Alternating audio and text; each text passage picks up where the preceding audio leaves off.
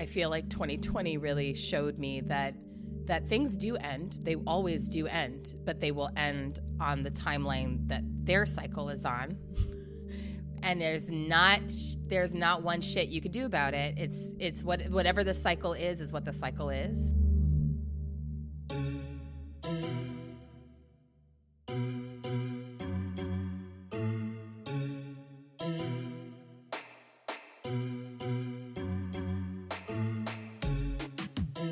I'm Autumn Brown, a queer science fiction writer, a theologian sometimes, a mother of dragons, and a healing justice facilitator for social movements living on Dakota and Anishinaabe land, currently known as Minneapolis.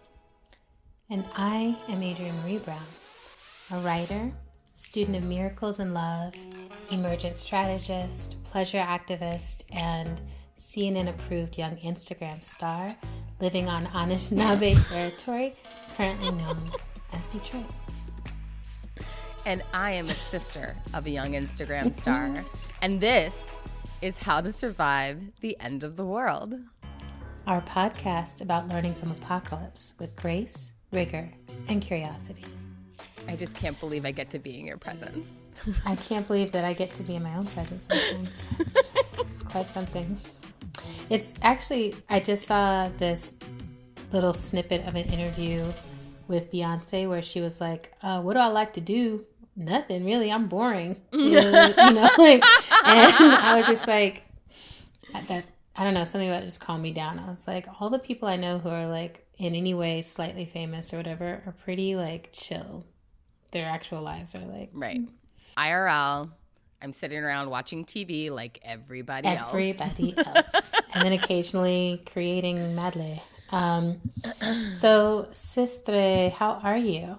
So I'm doing okay at the moment. You know, I've been navigating just a period with some multiple overlapping crises, and like everyone I know, you know what I'm saying? I feel like I know that I'm not alone in how extreme this year has been.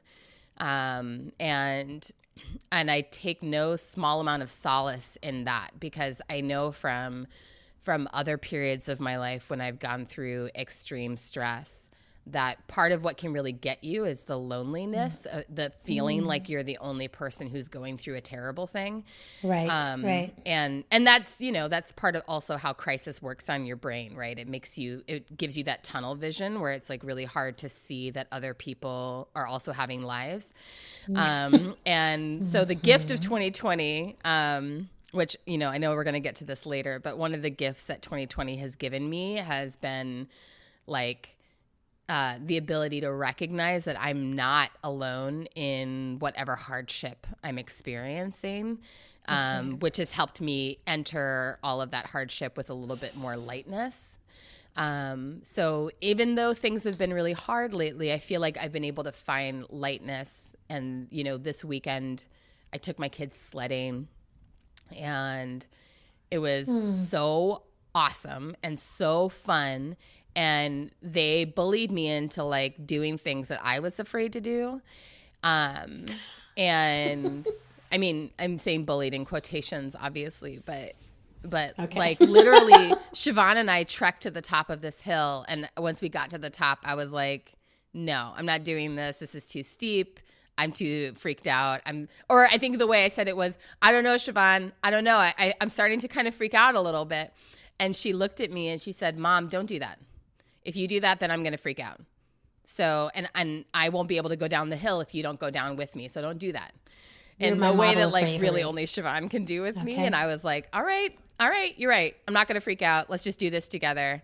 And we did it. And it was great. And I felt so proud of myself. I'm proud of you. You know, it's like, it's so funny to do those kinds of things with kids and realize how, you know, how risk averse we become as we age. You know, yes. But like when I was their age, of course, I wouldn't have hesitated to go face first down a steep hill. Exactly. You don't know what it's like to run into anything. Yeah. Yes. Yeah. So anyway, I am feeling that the lightness, like I feel like I'm been able to give myself some lightness, even though a lot of things have been really heavy. Yeah. How are you? How are you, young Instagram star? Well, it's been such an interesting moment, you know? I feel like um, on most hands of my octopus tentacles, on most hands, things are going really, really well for me. Like my life is unfolding in really beautiful ways that um, more than ever before, I can really see the root system. You know, I'm like, oh, like this choice and this no and this yes and this, you know, like these things all built up to this moment. And this moment is like this week I have 2 books that are being released into the world, and which is like, let's call the books by name. Well, yes. So one book that is part of the Emergent Strategy series, which is Undrowned by Alexis Pauline Gumbs. And Alexis has been a guest here many times. We love Alexis, and we love that she listened to mammal wisdom and understood that it was a Black feminist wisdom and offered it up on Instagram, where I saw it. And in a beautiful twist of magic, Toshi also saw it. And I reached out and was like, can we figure out a way to publish this? And Toshi reached out and was like, can we figure out a way to like sing this? Ooh. And so there's projects coming out. And this book is coming out, and we're going to do some release events. There's going to be a lot of things around it. And then Toshi and Alexis are also going to be releasing tracks, and that'll eventually be an album that gets released. So that's awesome. It's just like, oh, that's awesome. Like, that's my life. I truly feel like Alexis is like the godmother of the movement. I think so. I love the fairy godmother. The fairy godmother. The fairy, of like, our mermaid movement. whale godmother. Everything that she creates is just so... Yeah. So, like, channeled and it is. Beautiful. It is. And, you know, she's operating at a different pace than anyone else, and it shows. Like, it really shows. She's thinking at a different pace, and I think she gives us all something to aspire to in terms of how we listen and think. So I feel really geeked to get to be a part of that process, and like I want my whole life to be filled with like Alexis Pauling, you know, like just reading her work, immersing myself in her thinking. So that's geeky and yay and yummy. And then the little book We Will Not Cancel Us comes out this week also. And the books, I have to say, cover wise, look so cute next to each other. Aren't they so fresh? The color match. I know. That was very well thought out. I'm very excited because, you know, working with AK, it's like, you know, they come and they're like, how about these covers? And I'm like, and they're like, well, but, you know, they really are like, okay, we'll take the feedback. And how about this? And it's like, yes, that's the cover. But it helps that we have a pretty clear color scheme and stuff like that. So just like, if it's pink, I'm happy. Right. If it's blue, I'm happy. If it's pink and blue, I'm so happy. So, we're going to try to reach in some new directions with the next book. There might be some yellow, so we'll see. Oh, dear. I know. I've got to grow. I've got to grow. So that's a good, it's like a good season, right? Anytime it's a season where books are being birthed into the world, in spite of anything else that's happening, that feels like a good time.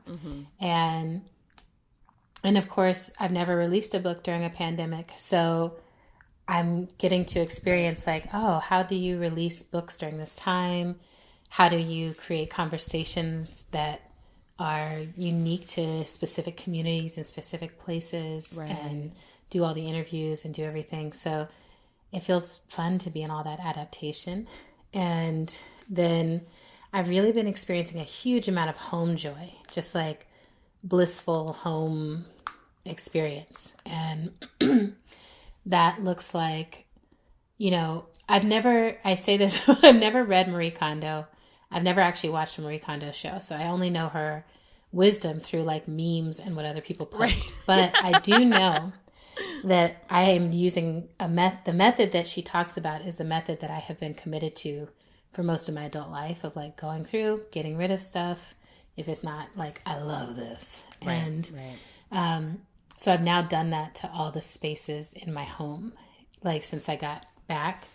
And this morning I did like the final little like closet nook that had like accumulated all the random purses and earrings and bracelets and tinctures and stuff. I hope you set aside a bag for me. I totes have a bag for you. Yes. So we're good. I have a bag for you that has books, shirts, socks, and other things in it. Yes. So you know me so well. Go. I do. It's almost like we're related. It's like sistery. But also, I think the thing that was interesting, and I always find interesting whenever I do this kind of sweep, is what are the things that I accumulate over and over and over.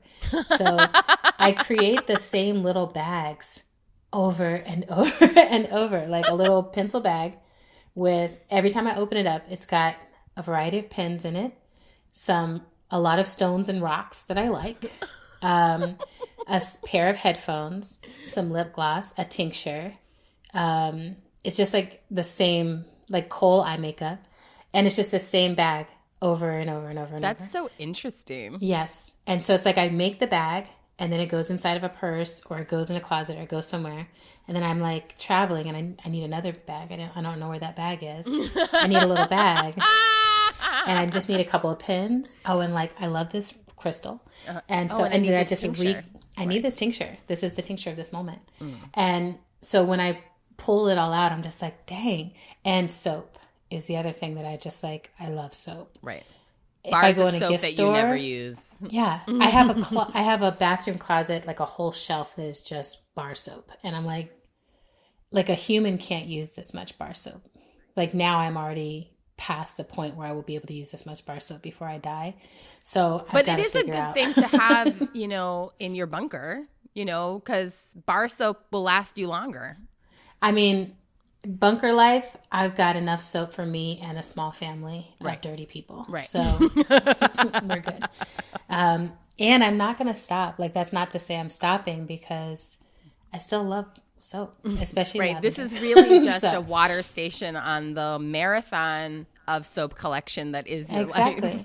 Exactly. And tarot collection. Like, if I like stuff, I have so much of it. And but that process it's very calming for me to realize I have enough to let some go. Like whether I have a lot or a little, it just helps me so much to be like, nah, not too much, not too little. Like I have this size home. It's a, one full bedroom and a half bedroom. And it's just like, it's not a big space. So don't go overboard with having too much. And now I have this turtle and I have a partner and everything has moved into the space. So I'm like, okay, how do I rearrange, let go. And all of that has been really joyful. And I'm really, really grateful that my sweetheart and I are in a place right now where we can be in this pandemic together right now and get along. Because I'm like, we can't go anywhere. So, it's such a beautiful thing to be like, oh, I like you. This is the right amount of space for us.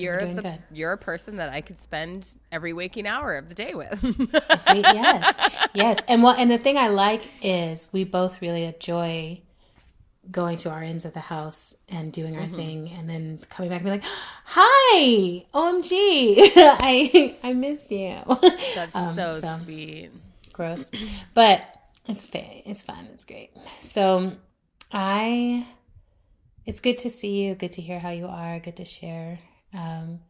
And more than usual, I want to ask the listeners to engage in these questions along with us. So if you want to pause right now as you're listening and just answer that question of how you are, if you were in the conversation with us, like give us a deep dive, give yourself a deep dive, check in.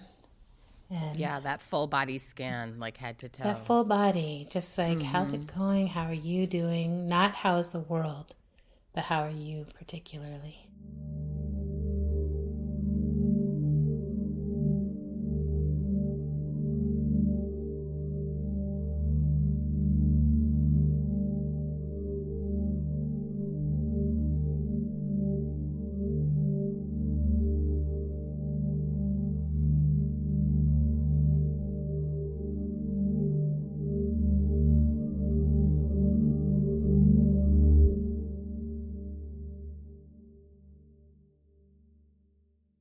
So, flume of rage much? What? The flume of rage. The flume of rage! What in the floppy disk? Nope. That is a full no. The flume of rage! The flume of rage! Flume of rage. What in the flume of rage? Yeah, I feel like our flumes are probably going to be pretty connected to one another. Do you want to go first? Do you want me to go first? I just feel, you know, I just, you know, I think I'm having the, we're all experiencing pandemic fatigue. Yes. You know, God, but some of us have been more responsible than others. Talk about it. During this pandemic. Okay. And so I'm at a point in the pandemic where I've done everything right. Yes. And I'm looking around, looking around, and I'm just seeing all the people who haven't done anything right or have half-assed it at every step of the way. Yes. And I'm feeling angry. I'm feeling angry that I'm at a point where I'm still not able to do a lot of things that I want to be able to do, even though I've been doing everything right for 8 months.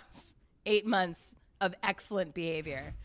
So that's my flume of rage. I'm not going to stop doing everything right. I'm going to continue being a very, very responsible human citizen of the world. I'm going to continue being very, very responsible. And I'm just, it's getting harder for me. I'm noticing I'm a very optimistic person generally. And I'm a lover of people generally, but I'm noticing that the pandemic is turning me into a misanthrope because I'm starting to feel really like I'm noticing that my fuse for other humans and their behaviors is like really short these days. It's really, really short. Things that typically wouldn't tick me off are really ticking me off in a big way these days. It's TikTok now. Yeah, it's just like it doesn't take a lot for me to be like, I'm canceling that person inside my head. And I'm not, that's not who I am. Like, I'm not a canceler. Okay. No. I don't have that tendency. Like, I'm not the person who's like the first person on the internet to cancel someone, you know? Right. So right. but I'm definitely, I feel like I'm heading in that direction. I'm having a harder and harder time just having to navigate like the continuation of the limitations that we're all operating under. And I know ultimately I recognize that the when this is framed as a matter of individual choice and individual responsibility, that is a problem and it's not a matter of individual responsibility. I get that. And also there's a lot of choices that people could be making differently. Both things are true. Both things are true. So that's my flume right now. I'm not directing it at anyone because it's really not an any one person kind of thing. It's more like a, 60% of the population kind of thing is like, just not doing the what needs to be done. So I'm going to go, I think I have 2 flumes today. One is very much aligned with what you just shared. And my flume, my COVID flume, is specifically for people who say they are doing it and commiserate in conversation about the people who are not holding the boundaries, but then are not holding the boundaries. And you it's like you see that.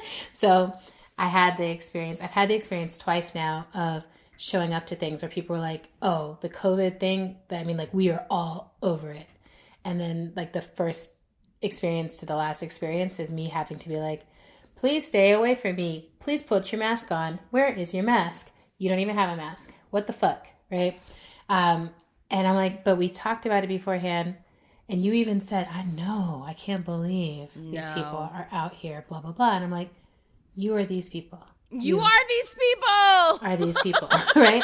And it's I I feel like I think of it as a very American, like a very U.S. American quality now, is this thing about being like, I know those taxpayers, right?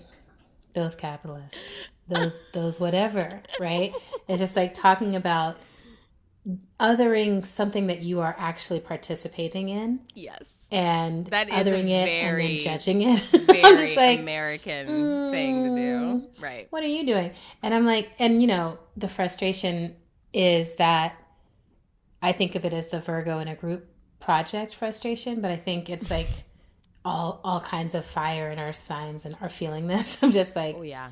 But I did my part, and I did it right, and I stayed up all night. Right. But you didn't do shit. And so yeah, like, for the fire signs, what we're all feeling is like, just let me be the fucking charge. If you don't know how to do it, let someone who knows how to be the fucking charge do it.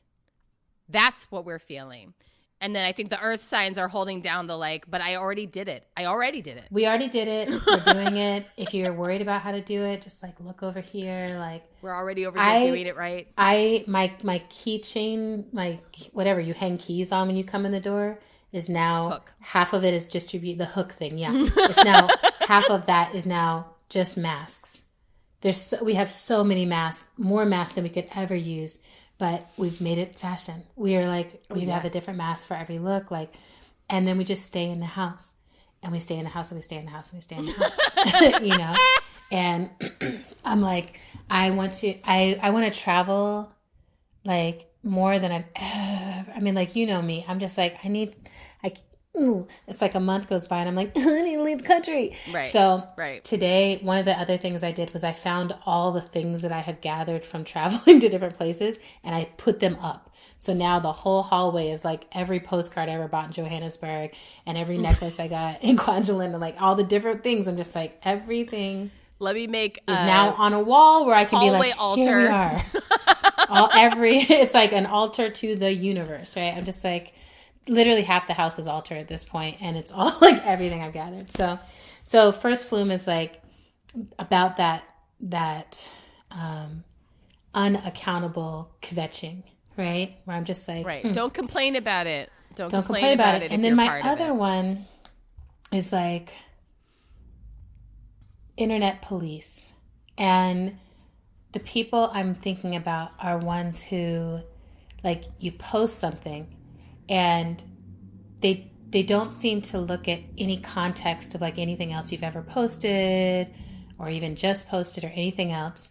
They just come in the DMs or the comments with like, I'm not sure you're aware, but here's how this thing, da-da-da. Like, why are you uplifting this person and not that? Or da-da-da, this is wrong in some way. And I don't mind it if it's people who I'm like, oh, clearly you are up on game, like you know, you see what else is posted in this account and you're offering something that's like, oh yeah, like you would want to know this and you clearly don't. I'm like, I like when that happens. But that's not like 90% of it. 90% of it, and a perfect example is like I posted something that was really funny to me after the election results came down with Biden Kamala, who, you know, at no point did I endorse Biden and Kamala, right? I was just like, this is just the strategic move that has to be made at this point. It would be great if there was another viable option for getting this autocratic fascist out of office. There's not. So this is what we're doing. This is what we got. And now we are laughing because we do seem to have claimed this victory. And it feels good to have a victory such as this over someone so evil. And so I posted something that just made me laugh about it. And someone came in and was like, why are you uplifting this person and not Stacey Abrams? And literally 2 posts before, maybe within the same hour, is a post all about how incredible Stacey Abrams is. And in the incredible Stacey Abrams post, I was like, actually go give money to the Georgia Senate race, you know, and honor the work that this woman has done. And in the comments of that post, why are you just uplifting Stacey Abrams and not every other person who worked on this, right? I'm God. Like, oh, but in my stories, there are all the 5-6 people in Georgia who You can't. did this, you right? can't. You so, can't. You literally no, can't. you can't. But nor do I want to, right? I don't want to have to do any additional labor because it's my fucking page.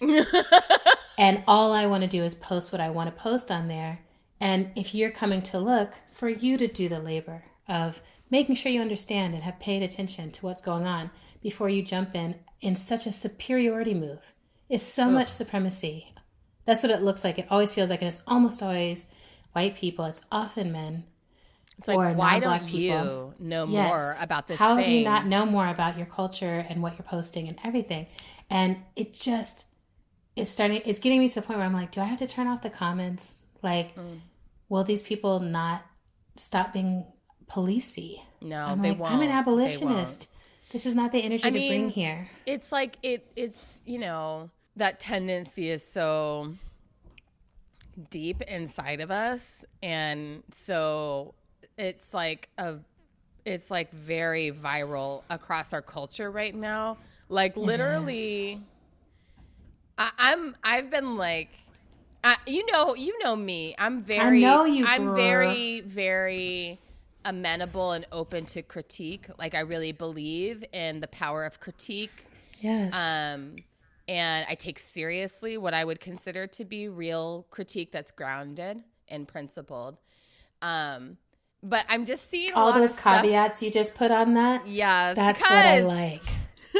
I'm seeing so much That's what I stuff where I'm like, what is happening? Like I'm probably gonna get canceled over this, but like the most recent episode or second most recent episode of Mandalorian with Baby Yoda eating the eggs of the frog lady. Seen it yet. And there was like a whole, I'm sorry, I spoiled something for you, but it's okay because of your memory. You don't, because you know my memory is like, I'll forget. But literally there was like quote unquote backlash. That's a word that people are applying to this. Quote unquote backlash on the internet of people being like, why is genocide being made a punchline in this show? I'm like, wait. Back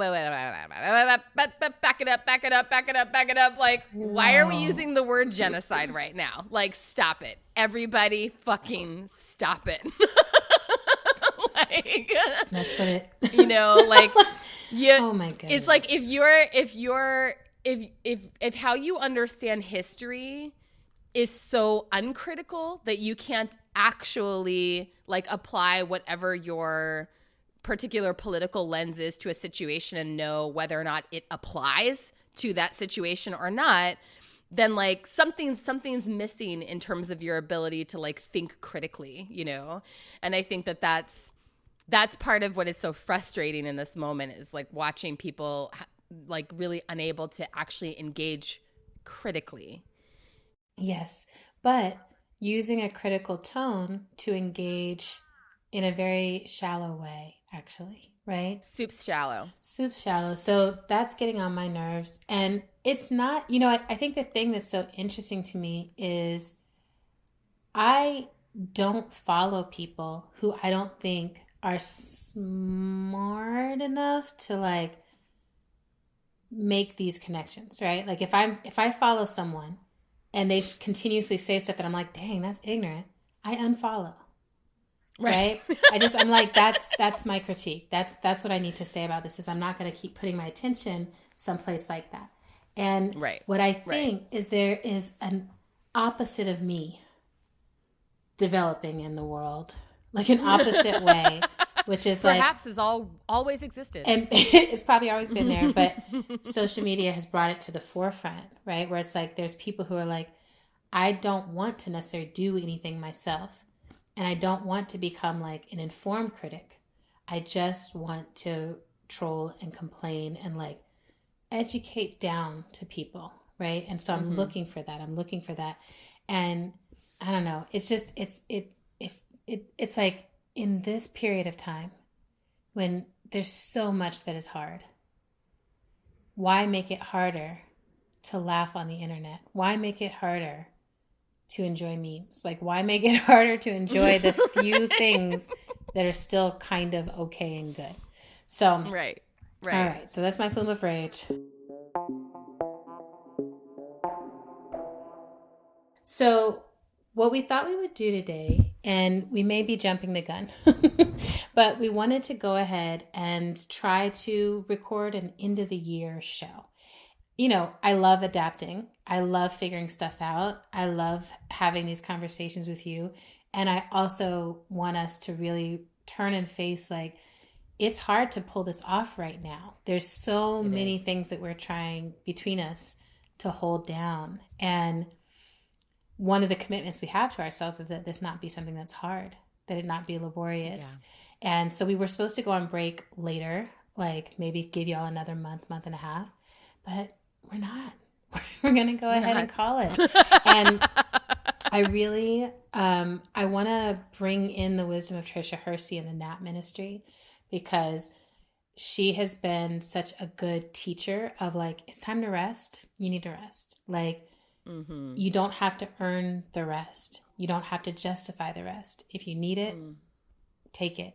You'll be better on the other side of it. And for me, at least, trying to do the podcast the way we like to do it, which is having conversations that kind of are outside of time and that are about our survival in general, right? Like, what do we need in order to survive? Yeah.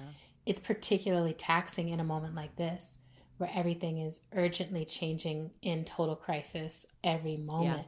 Yeah. And so just trying to find, like, well, what are the topics that we can offer up to you that are timeless? What are the survival technologies that are timeless? And one of them is to rest when it's time to rest.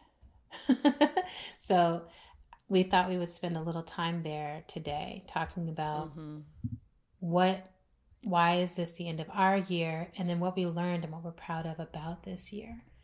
Autumn, anything you want to say about why we're gonna let this be our last show of 2020 and just call it Celebrate? Celebrate. Yeah. Well, but I'm happy to let our listeners in a little bit too, that like everyone, I've been going through it this year, and I've been having a really hard time this fall keeping up with the recording schedule. And also, but I mean, generally keeping up with everything that's on my schedule, because again, there's been a lot of really persistent crisis in my life. You're a mother working full time, right? I'm a single mom, that to me sounds like a 3 crisis. Kids working full time. Like, yes, right? I'm like, wow. Well, and I will say, like, my kids are doing amazing right now, all things considered. So I'm grateful. They are the best very children grateful. that ever lived. So. They're very fucking resilient, these kids. And they prove that to me every year. And this year they have really, really proven it. But you know, it doesn't mean that anything is easy, right? Yeah. And one of the things that I think happened for me in the last couple of weeks was, you know, I was feeling really kind of self-critical and kind of just down on myself about not being able to show up in the way that I wanted to this fall. And I had to kind of pause and remind myself of what I pulled off in the spring and be like, Autumn, look at what you did in the spring, girl. Why are you so angry at yourself? Right. You know, and remember that, like, that part of me that is, you know, holding myself to an ever higher standard is exactly the part of me that I've committed to working on, right? Oh, sister. And, you know, committed to saying, what if I had a colleague years ago who said to me, like, what if we just gave our 70%?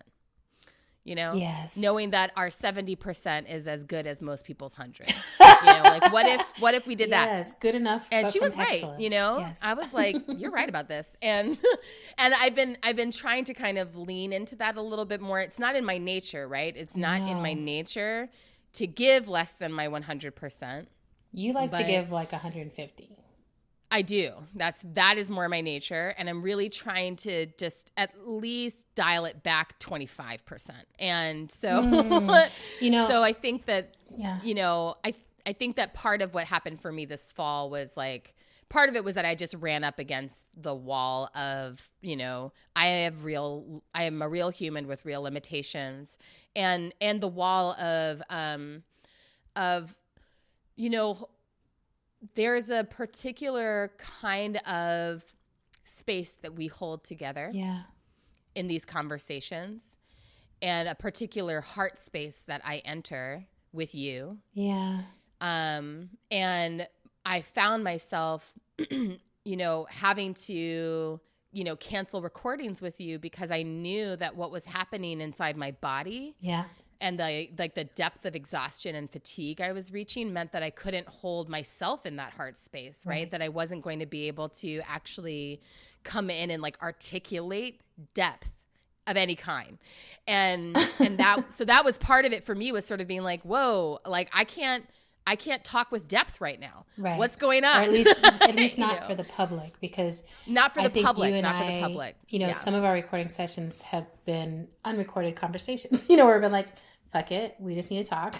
And right, exactly. You're very able to articulate what's happening in that heart space, and you're so powerful and so incredible. And I deeply appreciate that. That's like, we really try to hold an authentic container here. And there's something that, and then there's some things that can't go in that authentic container for the public, right? Exactly. And private so noticing, so noticing that like the conversations that I'm needing to have with you as my sister are not the conversations that can be recorded, and put out into the world, but those are the conversations I'm needing to have. That's right. I think that was part of it. And then part of it was saying, what would it look like to honor my own needs right now? Yeah. And honor what I have accomplished this year. Exactly. And not push myself past my breaking point when I know that is the pattern that I've been trying to break for 5 years now. Exactly. I mean, I really want to honor that. And there's this quote that Prentice Hemphill, my friend, beloved, said, which is, perfectionism is a commitment to perpetual self-doubt. And isn't that golden? I'm writing that down. Perfectionism is a commitment to perpetual self-doubt. And this year has felt like a dance with that. I don't consider myself a perfectionist in like the Beyonce sense of it, where it's just like every detail must be perfect. But I'm a perfectionist about how I want to show up in the world, right? So if I'm doing something, I'm like, oh, there's a way.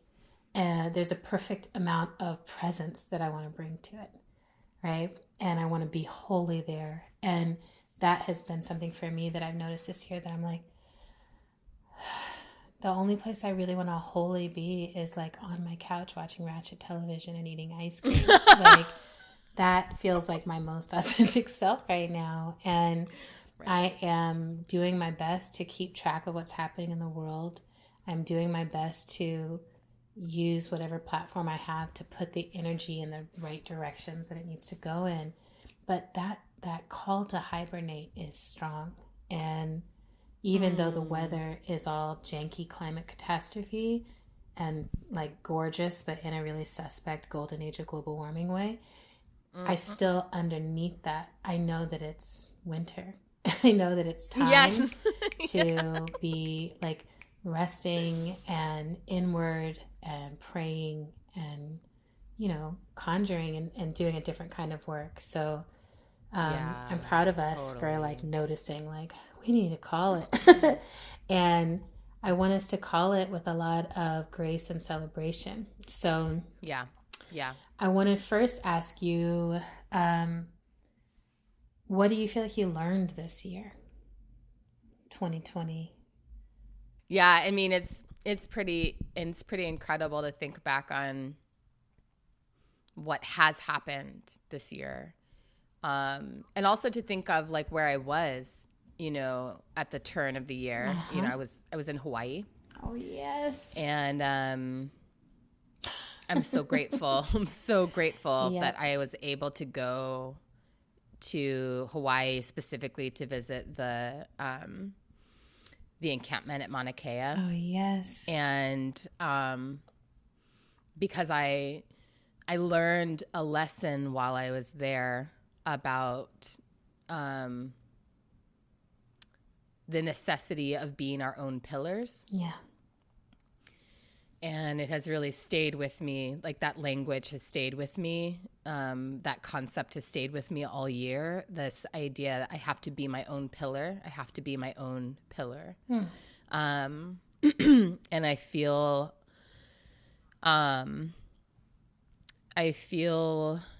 that 2020 has taught me a couple of things. It has taught me that things do come to an end. Despite our denial, despite our resistance, despite our wanting or not wanting, it's that it is, it's, it's like a blessing to be on a planet with life cycles. And, there's so much for us to learn from beginnings and endings and every part of the life cycles that we exist inside of. But I think that for a lot of different reasons, we struggle with the part of the life cycle that is the ending. And maybe the struggle is that we don't want things to end, or maybe the struggle is that we want things to end before they're actually over. Yeah. And I feel like 2020 really showed me that things do end. They always do end, but they will end on the timeline that their cycle is on. And there's not one shit you could do about it. It's whatever the cycle is what the cycle is. And you can resist it or you can move with it. And for me, where that lesson intersects with my time in Hawaii is that piece around being my own pillar, that if I'm working on being my own pillar and my own stability, then it's easier for me to actually move with the wisdom of ending and to let the cycle unfold the way it's supposed to unfold. I've had to move through so many endings over the last couple of years, and I've had to tolerate a lot of mystery as a part of that process. And I think that this invitation that was offered to me at the very beginning of the year to be my own pillar, to be my own stability, really helped me navigate the mystery of 2020, and to really remain focused on my work, what my responsibility, what I have agency to do, who I'm accountable to for my actions, all those things, like staying really focused on myself instead of externalizing, which, so many of us are really socially trained to externalize and to point the finger and to find someone to offload our pain onto. And I feel like this year, the big lesson was like, there is no one else who's going to take your pain for you. You've got to take it yourself, bitch. And so, and so I don't really think that I don't think I've quite reached the point of like, I'm grateful for this year. I'm definitely not. But, but I do know, I know I've been through enough hardship to know that there always comes a point where you're grateful for the terrible thing that happened, It's hard right now to imagine feeling that way, but I know that gratitude will come. Right now, I'm just still harvesting, I guess. Like, I've been in this field. I've been in this field. I've been in this field. I'm out here in this field. I'm harvesting in this field. Okay. What about you, sis? What are your what did you learn this year? Yeah. So far. Well, first of all, thank you for your lessons. Those are profound lessons. Especially that, like, no one will carry your pain for you. Even for money? Like, no. Nope. And that's the best outcome, right? Oh, my God. That's such a glorious thing. That's the best outcome you can hope for, is that no one else is going to carry your pain for you. Well, because it deeply ties to my lesson of the year, which my overarching big lesson of the year, which is I am not in control of other people.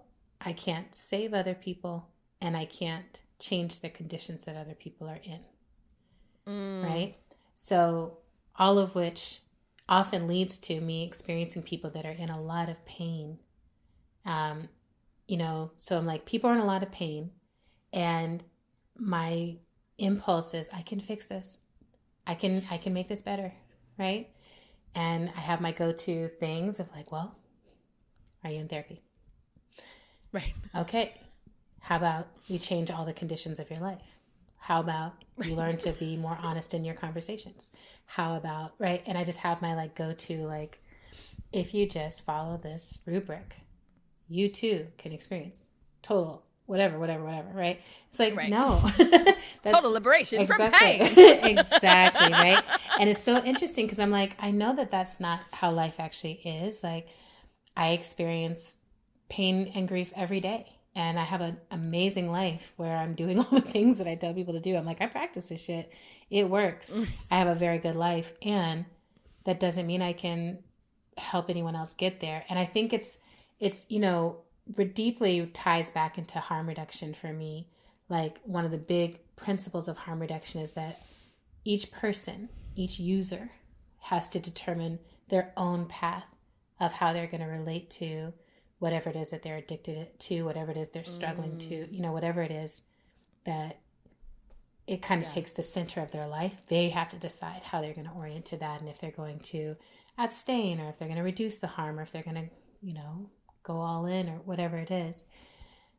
And I feel like I'm in another deep level of learning with that, where I'm like, and our friend Malkia, who we've had on here as a guest, Malkia, does so many things around online community that are so incredible and so powerful. Right. And one of them is holding this community that does a cleanse each month together, and just like 10 days. And one of the rules of the cleanse is no unsolicited advice. So when people offer up like, oh, I did my workout today, or I really struggled and ate some, bonbons or something, that, what Malkia teaches us is giving unsolicited advice is a way of judging. Yes. Right? It's a way of casting judgment on someone and saying, oh, you must not know what I know, and I will offer it to you now. And that was such a liberating thing for me to hear, because I am the queen of unsolicited advice. Because I'm like, but my advice is so good. But my advice is so good if you could just hear it. And my therapist is she's great, because she's like, well, it must be confusing for someone like you, because you give good advice and a lot of people seek your advice. So then when you're talking to people who aren't seeking your advice, it must be kind of difficult, because you're like, people pay me for this. Like, are you sure you don't? You're like, I am giving this to you. Literally giving you for free. Like, no. But there is, right? It's like ego is always sitting there trying to mess you up on your higher self path, right? So it's been so helpful and humbling to be like, oh, like, especially the people who've known me forever, like, bitch, you don't know more than I know. Like, I know you. We have known each other forever. I'm literally your parent, or whatever it is. And you need to chill, right? So I'm literally your parent, and I change your diapers. You need to just be quiet and listen. So this year has been beautiful in that way, with a lot of gentle moments of just being like, oh, right size your ego, right size yourself, get into your own life, your own business, your own knowing, and then see what you can be from that place. And what I have learned, what I think I'm learning, let me say it that way, is to be a much better listener than I've ever been in my life. Because I've always been listening, waiting for like the moment when I could give advice, not even realizing that, thinking that that was benevolent listening or thinking that that was good listening. And I feel like I'm finally dropping into like, oh, maybe just ask how they are. Like, maybe just ask how that feels, right? Yeah. Or even just saying like, do you want advice right now? Would that be useful? Or more often, do you just need something? Like, is there like some resource that I could support you having that you determine? Right. So, and you know, it's like putting on my doula hat. I've noticed the shift in you. It's been really beautiful to watch, actually. Yay! See, like it's noticeable, palpable stuff. Yeah, I've noticed you being like, what kind of support do you want right now? Like, do you want an event? Do you want solutions? Yes. Do you want this? Yes. And it's like, it's so good. It's so nice to be offered the option to decide. Yay. I'm glad. Like, you know, we don't do, maybe humans generally, it's not just you or me. It's like humans generally don't do that for each other. Right. We don't give each other the space to self-determine what support looks like. Yeah. So, well, and I beautiful. think in this period of mutual aid coming again, like into the center of how communities are learning to function, so many of us are having to learn that, oh, like, let me offer what I have and let me listen to what others need. And if I have that, I can meet that need. And it doesn't have to be transactional. And others can meet my needs. And all of that is just clicking in me. And I see it clicking in a collective way. And I feel very aware of what I need from other people. And this year has taught me a lot about what I need. You know, I think most of my adult life has been like, I don't need you or you or you or you or you, you. Like, just leave me alone. And I really like to be alone. And I'm always Why like, am I alone? oh my God. Okay, there's that meme. There's like some Virgo meme that's like, leave me alone. Why am I alone? Right. And I'm just like, that's been me. It's just like, I want people close. I don't know how to get them close. As soon as they get in close, I feel claustrophobic. That dance. Right. And I feel like this year has taught me like, oh, you can let people in and have boundaries, and like in with boundaries feels so good. And being in relationship with people where you can articulate your boundaries and where you don't take their shit on as your shit and you don't leave them your bag to carry, or, you know, like there's something so beautiful about that. So other big lessons, I feel like I'm really done with the burnout cycle. This year, somewhere in my sabbatical, it kind of clicked like, this isn't a sabbatical or a break like the ones I've taken in the past, where it's been like, okay, rest and then jump back in and go, you know? I really feel like this year was like rest and then set the patterns that you want to be in for your life. And now I feel like I'm really entering the boundary queen phase of my life, where it's, you know, these are the hours that I work. I don't work outside of these hours. These are the things that I focus on. I don't focus on other things. You know, this is how you book me. You don't do it through my DMs or my text messages. This is how. So beautiful. This is how. And I have a huge well of energy for the things that I'm doing, but they're things that I'm doing, you know? Like, I'm not constantly putting myself in a position where all of my work belongs to other people who they can't even feel when I hit the bottom. They can't feel when I'm hitting like the end of my capacity, because I can cover that, you know, like I know I can push through. And I think you and I have this in common. It's like, in some ways I can kick up into an even better performance when I'm under like impossible pressure. Yes, but that doesn't mean it's good for me, and it's definitely not sustainable. And or it's not sustainable in a way that I want to sustain my life. So I feel like that's the piece where I'm like, oh, I don't want to be a crispy piece of toast anymore. Like, I want to be that juicy, like middle of the loaf, so good that you can eat it without sour toasting bread. It. Like I want to be that kind of bread. Yes.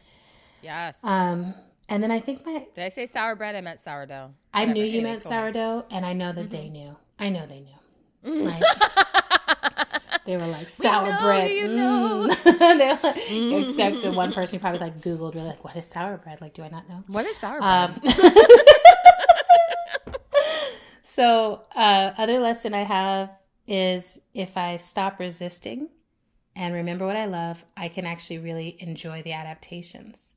So this year, like I had many adaptations. You know, I was like, I'm on sabbatical. JK. This is happening now. Like, you know, I'm going home. Just kidding. Going to my parents' house for 4 months. And like, it just kept being like one thing after another that was like not what I expected.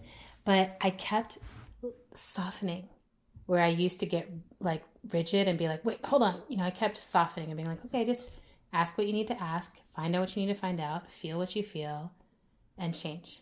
And here we go.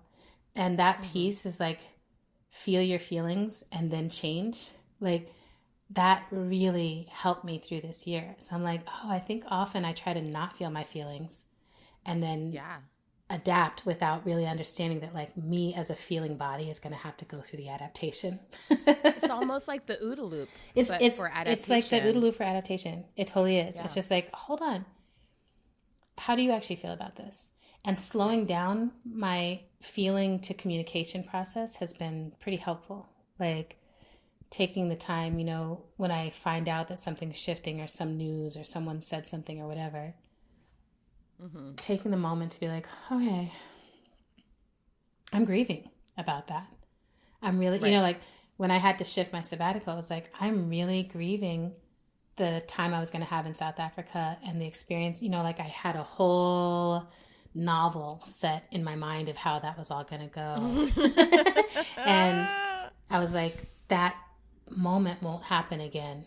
Some other moment will happen. Right. But the thing that I was planning, I had to really grieve for it. And I will say maybe the other lesson is like our obsession with apocalypse and grief is like a prophetic intellect. Like that feels like a big lesson of this year. It's like, oh, thank goodness I've been thinking about apocalypse nonstop my whole adult life.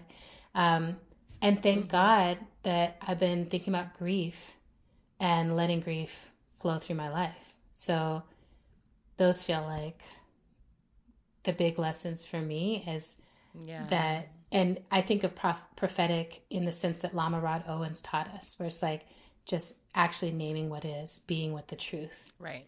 Being with like, here's what unfolds from the truth.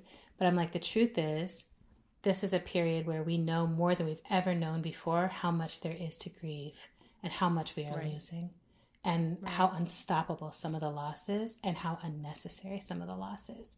And grief is a practice. And I feel like I've been practicing. We've all been practicing. And right now when we need it, there's so many grief doulas and death doulas and people who are helping us move through this change. And I feel like that's you and I are in there, you know, like that's part of what we're doing.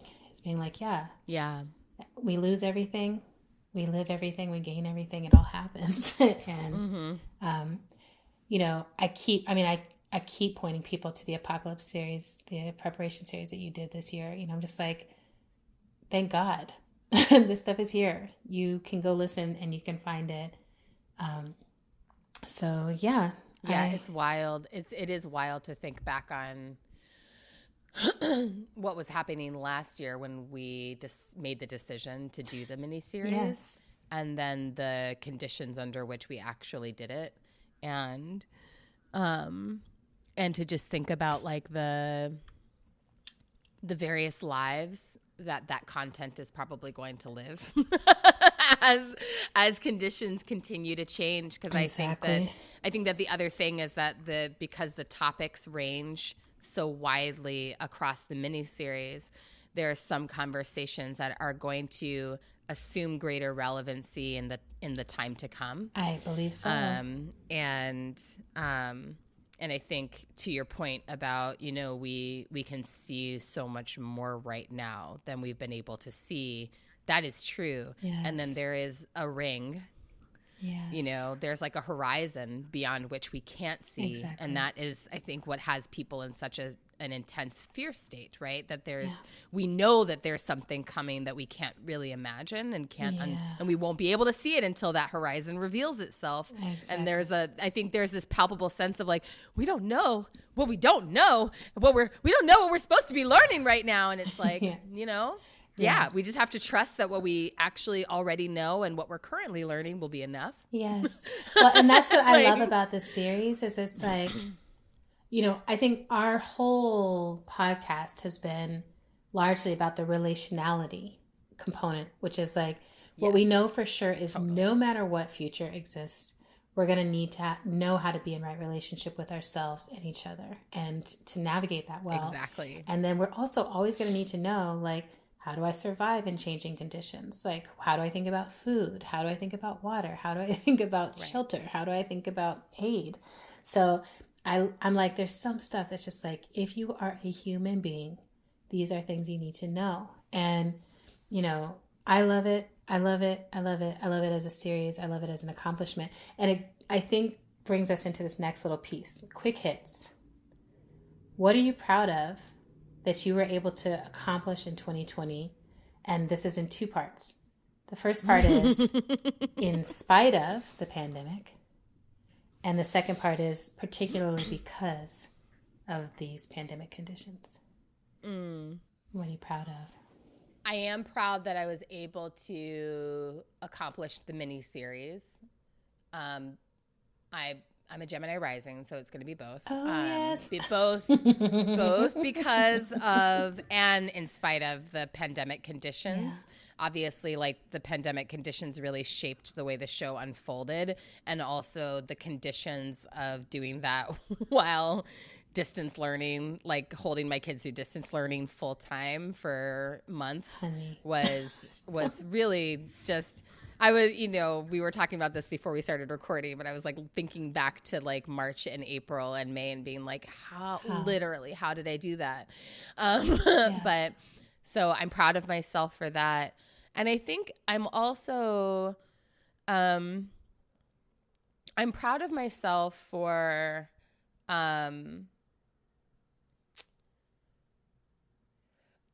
this is maybe going to be a little circuitous, but I think it will make sense. I'm proud of myself for the ways that I've both stayed in relationship with people that I needed to stay in a relationship with because of the pandemic.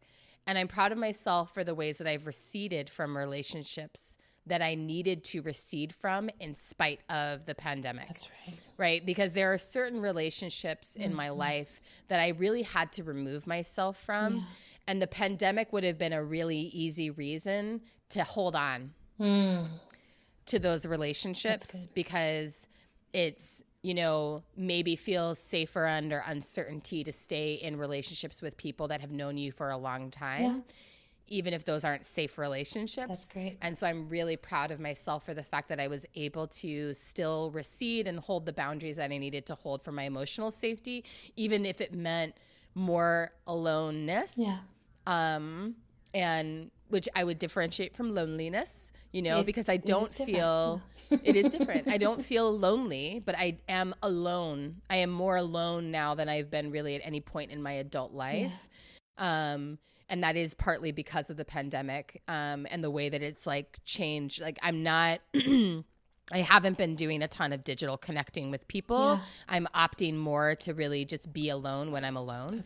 Sounds awesome. And I think that actually that's been really good for me. Yeah. It's been really, really good for me. I also love the company of my own mind, so that helps. Yes, you do have a particularly great brain, girl. I have a great brain. It is awesome in here, so I'm proud of that too. What about you? What is your because of? What is your in spite of? That's good. What are you proud of? That's good.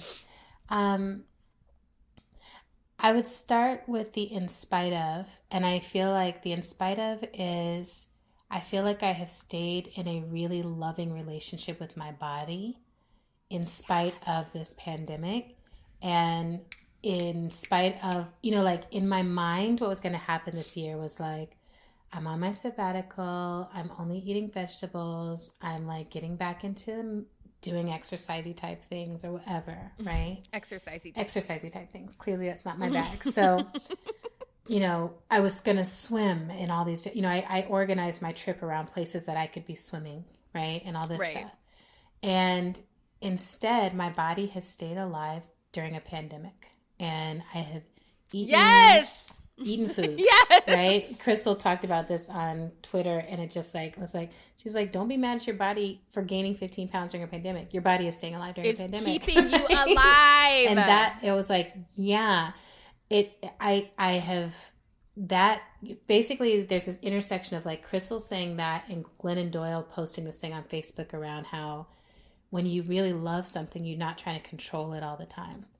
And yes. I sat with that for my body, and I was like, oh, how can I be loving towards my body in a way that is neither controlling nor just indulgent to the sake of unhealthiness? Like, what does healthy feel like inside of me? So I really looked at my relationship with sugar. I've looked at my relationship with movement. I've like been in the limitation of not being able to find swimming options, and, you know, and just feeling for all that, and still like being extremely loving and positive towards my body and listening to my body a lot. That is so beautiful. So that feels great and unexpected and joyful. You know, like I feel joyful and sexy and at ease, and all of that feels good. And I'm, you know, for the most part, putting great things in and using my body well. So so that I feel proud of. And so that feels like in spite of the pandemic. And then of course I'm proud to put books out in spite of the pandemic. I'm like, projects are still moving, and they're moving slowly and glitchily and at their own pace. Slowly for you. Slowly for me, right? I am a very like fast-paced producer, fast-paced creator. So for me, I'm like, we are inching along. This took months. So,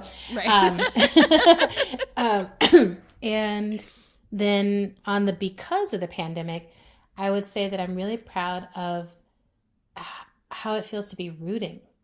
Right? So like in the past, no matter what, I have never spent 3 to 4 months in one place at a time. And that's been, I was in Hawaii for 3 months. I was home with the parents for 4 months.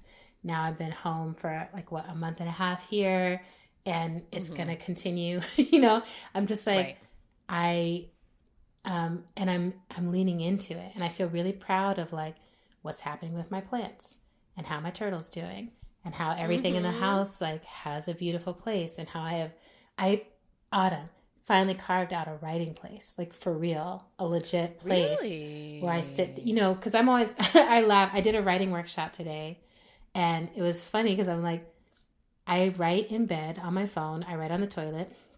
I write leaning on the washing machine because it's like, I need this quiet moment in the bathroom.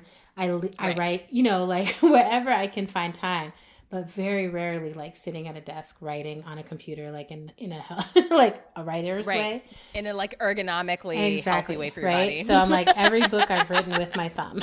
So now I want to grow up and be like a writer. So I cleared out the little nook, the little built-in nook area that is in the house and has mostly been just full of old files. I cleared it out. I created altar. Is this in the main space? Yeah, it's like kind of across from the kitchen, like it's like this little, it's basically a bookshelf that has a space where you can also slide your legs under and like make it a desk. And I brought the little Japanese screen out that mom gave me, and I can put it around the area when I'm in there and I'm doing my writing, and I have my noise canceling headphones, and I turn off the Wi-Fi, and I just get in and write for hours. And that feels like a because of the pandemic, like because I'm like, I'm here. So my normal pattern is like to just jumble some thoughts into notes and then go away to do a writing retreat and turn out a book. And now I'm like, oh, like I need to be able to do this at home. And if I want writing to be the primary thing that I offer into this universe for the rest of my life, I need it to be something I can do wherever I live. So I feel really happy about that. I'm happy for you. Yeah. That's big. It's huge. That's big. And, you know, and thinking too about how long you've been saying that you want to feel a sense of rootedness and home. It's like the universe intervened to force you to do that. Yeah. And, you know, it's one of these really fascinating things, right? Where I feel like a lot of us, we're in alignment with the planet, where we're like, we know we need to change the behavior because the planet is suffering from our behavior. So we know we need to change it. And we even know what changes would help. But we can't seem to make those changes. And then something comes along that's like, well, I will cause you pain and I will stop everything and I will make you grieve and I'll make you stay put. And I never want, this to be the way that I have to be stopped or slowed down again. So it's one of the ways that I feel like I'm really humbling myself to the bigger lesson of COVID, which is like, oh, how do I shape change and partner with the universe in the healthiest way so it doesn't take this kind of egregious crisis to make me slow down and stop, right? And learn a fucking lesson. And learn. Mm-hmm.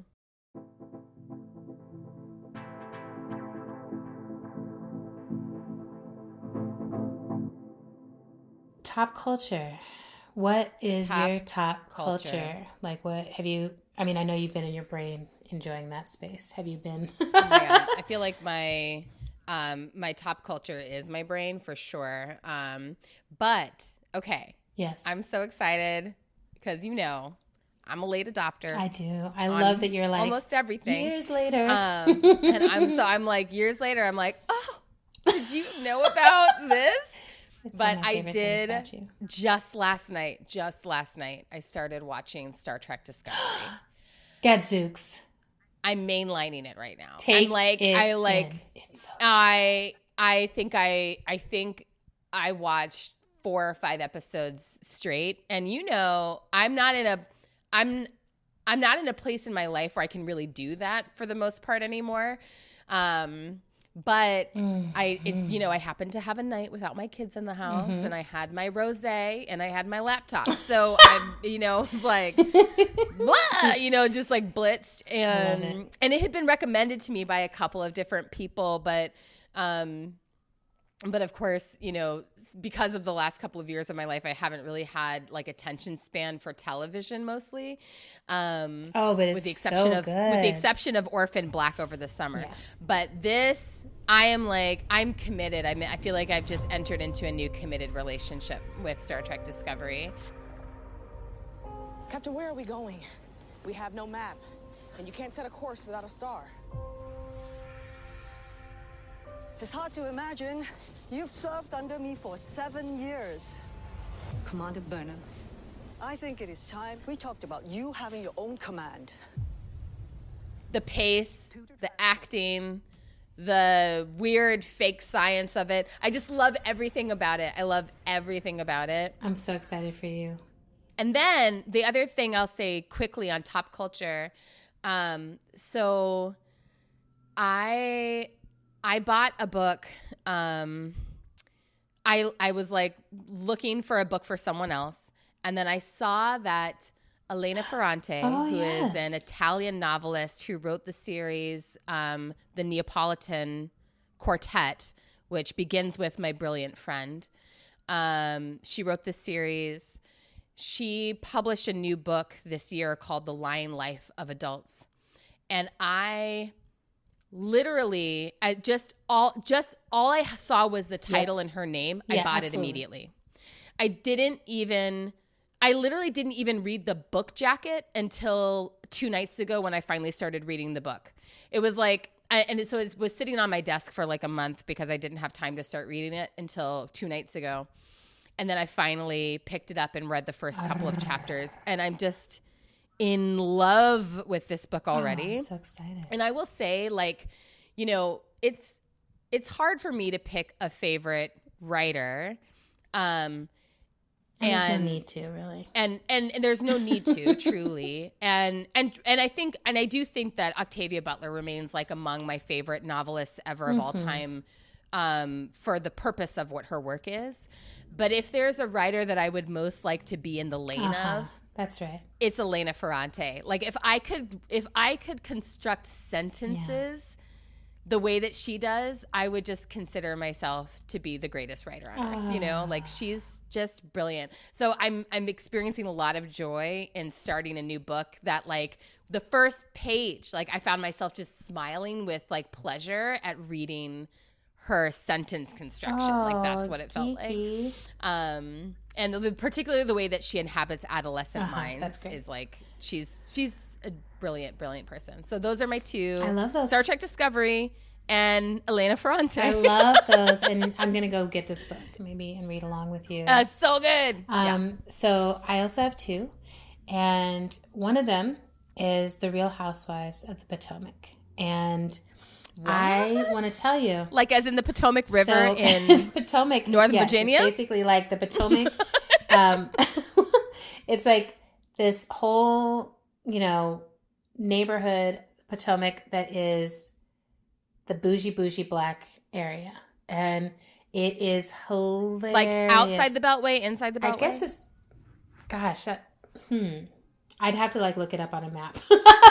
It's just, but DC Potomac, area, yes, DC area, Potomac. Yes, And okay. they're laughing because one of them moved over to Great Falls for a period, and it was ugh. People were looking down because it's it's all about this area code. This is where the bougie black folks go.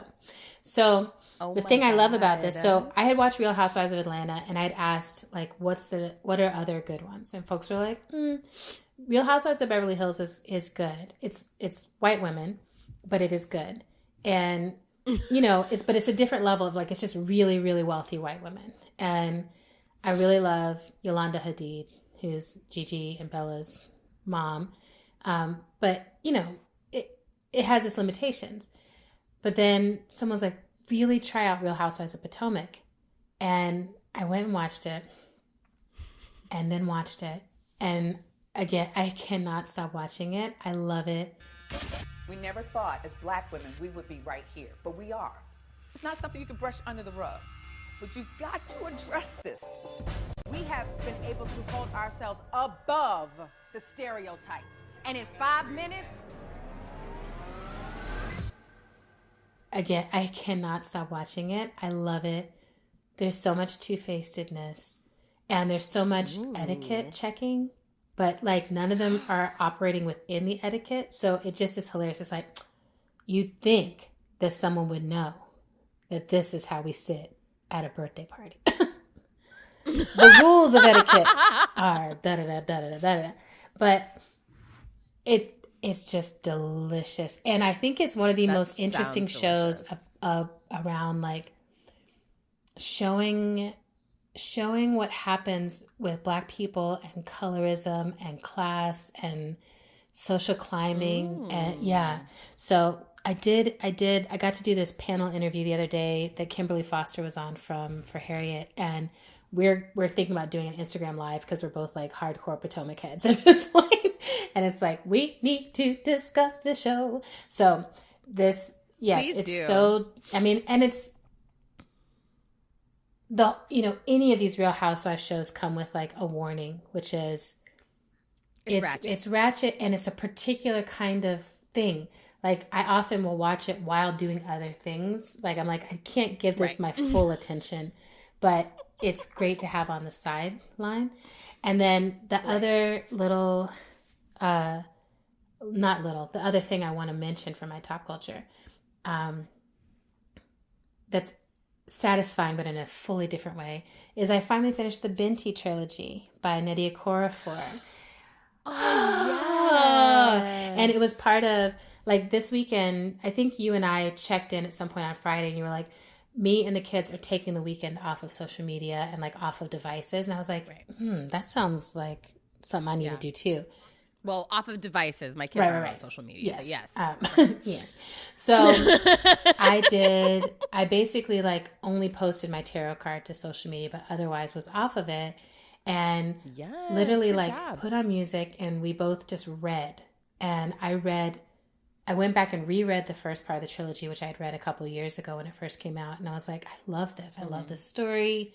And the first part is the novella. Yes, it's the novella where it's this I think that's the only one I've read. Girl who basically runs away from home to go to this intergalactic school, and hijinks ensue. And the character, as she goes, she becomes so many things, so many cultures, so many species, so many things happen along the way. And it's just a beautiful, beautiful, beautiful collection where all this magic happens and transformative justice happens and beautiful storytelling happens. And it's very, I mean, she's a very visual writer. So you come away with like, I can see these characters in my mind. I can feel their tentacles. I can see this campus where all these different kinds of creatures and humanoids are like the tiny minority of creatures there. And anyway, there's just so much about it that is really, it's just satisfying sci-fi. And all right. Yeah, very African and very beautiful. And are all of the books in this series novellas? Yeah, so I think it's like a trilogy of novellas with another short story on the end, like an additional Binti short story. Okay. And so then she just put it all together into... Because I think I have the collection. I just haven't read it yet. Read it. Okay. Read it. Hey, and I mean, it's just, yeah, it's just satisfying. And I think it was like 2 dedicated, like, you know, reading like our sister April, you know, just like sitting and being like, I don't care what you're doing because I'm reading my book, you know, that kind of reading. Yeah. Nobody reads like April. And I feel like I'm learning all the time. Like, I could do that. I could just sit here and read. I could just sit here and ignore the other people. I don't have to do anything but read this and book. just know that they'll all be okay because I'm not in control of anyone. Everyone's gonna be fine. I can only shape change, and I'll do that better if I've read this book. So, yeah. So I'm reading that. I mean, I finished reading that, and I just picked up and started reading Ted Chiang's short story collection, Exhalations. So I'll be back with a review on that one, I'm sure. So sister, it was so good to talk with you. I know that this was a long one, and so I'm grateful that we got to do it. Me too. Thanks for listening to our show. We're on Twitter and Instagram at End of the World PC. We're also on Facebook at End of the World Show. You can make a sustaining donation to our show by visiting our page at patreon.com/endoftheworldshow. Another incredibly helpful thing you can do to help our show sustain itself is to write us a review on Apple Podcasts if you're an iPhone person. Thank you. Yeah, and actually, either in those reviews or on our social media posts or elsewhere, let us know what you thought of this season. Like, we did drop in to being more conversational. We did do a few less interviews. Like, we have the Flume of Rage, we have Talk Culture. We'd love to hear, like... We have segments We have now. segments and stuff. So how is that working for you format-wise? What would you like more of? What would you like less of? Shape change. Shape us. Shape us. How to Survive the End of the World is produced and edited by the brilliant and exacting Zach Rosen. Music for today's show comes from Tunde Alaniran and Mother Cyborg. Yay. Love you.